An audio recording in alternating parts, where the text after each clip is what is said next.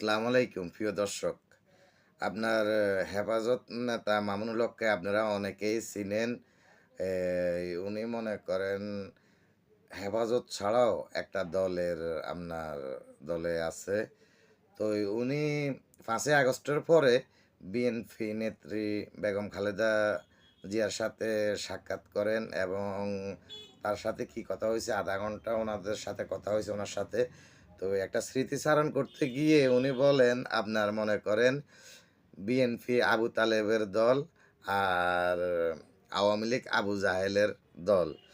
তো এই উক্তিটা কতটুকু যুক্তিসঙ্গত আমি ওইদিকে যাব না। আমি শুধু এতটুকু বলতে চাই উনি যেটা বলেছেন, উনি বলেছেন যে মনে করেন বিএনপির চেয়ারপারসন খালেদা জিয়ার যে মানসিকতা মনে করেন কত উচ্চমানের। উনি ৫ই আগস্টের পরে যখন আপনার খালেদা জিয়ার সাথে সাক্ষাৎ হয় তখন আপনার বাহিরে মনে করেন অনেক ভাঙচুর, লুটপাট অনেক কিছু চলতেছে। তো উনি বললেন যে, "দেখেন, আপনাদের কথা তো মানুষ শুনে। তো আপনারা মনে করেন মানা করেন যে এই ভাঙচুর, লুটপাট এগুলা যখন না করে। কারণ এগুলা আমাদের দেশের সম্পদ।"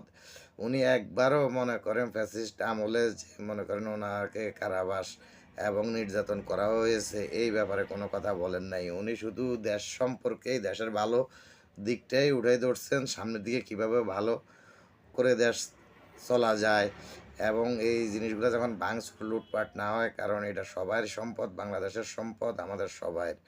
পাশাপাশি উনি বললেন যে এই মনে করেন বিএনপি যদি ইসলামিক দল নাও হয়, মনে করেন আপনার হেফাজত ইসলাম বা অন্যান্য ইসলামিক অনেকগুলা দল আছে যারা আল্লাহর আইন বাস্তবায়ন করতে চায়, আল্লাহর আইন চায় এবং পাশাপাশি মনে করেন খেলাফতে বিশ্বাসী।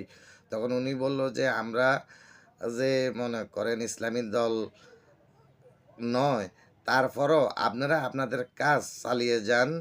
আমাদের পক্ষ থেকে বিএনপির পক্ষ থেকে আমরা সহযোগিতা করব। কোনো রকম বাধা-বিঘ্ন দেওয়া হবে না।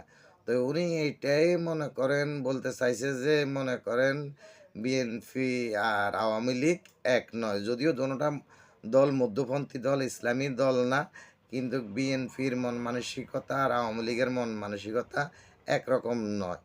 আমিও মনে করি মনে করেন আপনার মামুনুল হকের ধরে যে বিএনপি মনে করেন বাংলাদেশের ৯০% মুসলমান।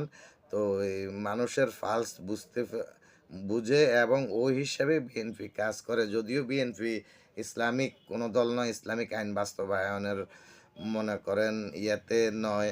বিএনপি গণতন্ত্র বিশ্বাস করে, মধ্যপন্থার একটি দল। কিন্তু মুসলমানরা অবহেলিত হোক, হোক, মুসলমানদের কাজকর্মে কোনো রকম বাধা বিঘ্ন ঘটুক, এটা বিএনপি কখনো চায় না। বিএনপি মুসলমান তার ধর্ম, কর্ম সবকিছু মনে করেন সঠিকভাবে পালন করতে পারে। এই ব্যাপারে যতটুক সহযোগিতা করার দরকার বিএনপি সবসময় করে এবং সামনের দিকেও করবে বলে আমি মনে করি। ধন্যবাদ সকলকে। আল্লাহ হাফেজ।